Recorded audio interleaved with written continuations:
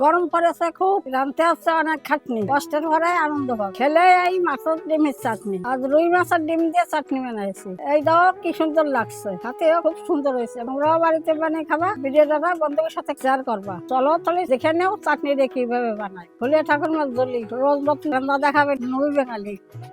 মাছের ডিমের চাটনি বানানোর জন্য আমি ব্যবহার করব প্রথমে রুই মাছের ডিম। রুই মাছের ডিমে আষ্টে গন্ধ কয় না, অন্য ডিম দিয়ে করলে আষ্টে গন্ধ বুঝে। আপনারা চাইলে যে কোনো ডিম দিয়ে করতে পারেন। আর আম ব্যবহার করব কাঁচা আম। আর মশলার মধ্যে ব্যবহার করব 5 ফোড়ন, 2টো শুকনো লঙ্কা, সামান্য একটু সর্ষে, কালো সর্ষে, আর একটু লঙ্কার গুঁড়ো, হলুদ, স্বাদ মতন লবণ, আর 2 চামচ চিনি। জল দিয়ে দিচ্ছি। মাছের ডিমটা আমি সিদ্ধ করে নেব। জলের মধ্যে ডিমটা দিয়ে দিচ্ছি, সিদ্ধ করে নেব হালকা। 5 মিনিট মতন সিদ্ধ হবে মাছের ডিমটা। আমটা কেটে নিচ্ছি।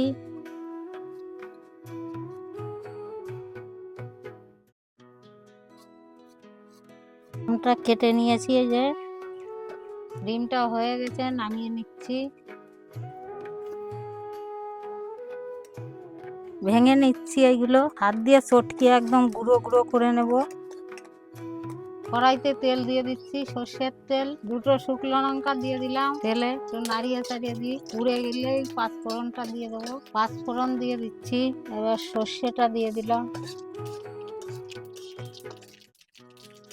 আমটা দিয়ে দিচ্ছি। আমটা দিয়ে নাড়িয়ে চাড়িয়ে তারপরে ডিমটা দিয়ে দেবো। লবণ দিয়ে দিচ্ছি স্বাদ মতন, সামান্য একটু হলুদ দিয়ে দিচ্ছি, একটুখানি লঙ্কার গুঁড়ো দিয়ে দিলাম। এবার মাছের ডিম দিয়ে দিচ্ছি, নাড়িয়ে চাড়িয়ে জল দিয়ে দেবো। জল দিয়ে দিলাম।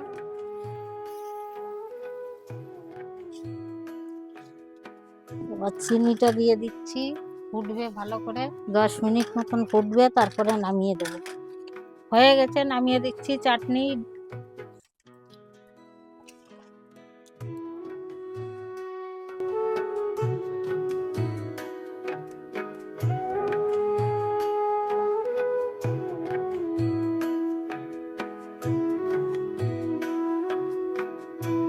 মাছের ডিমের চাটনি খেয়ে যাই তো কেমন লাগে। খুব সুন্দর হচ্ছে। মা লুবি বাঙালি, যা পাই তাই খায়, যা খাই তাই দেখাই।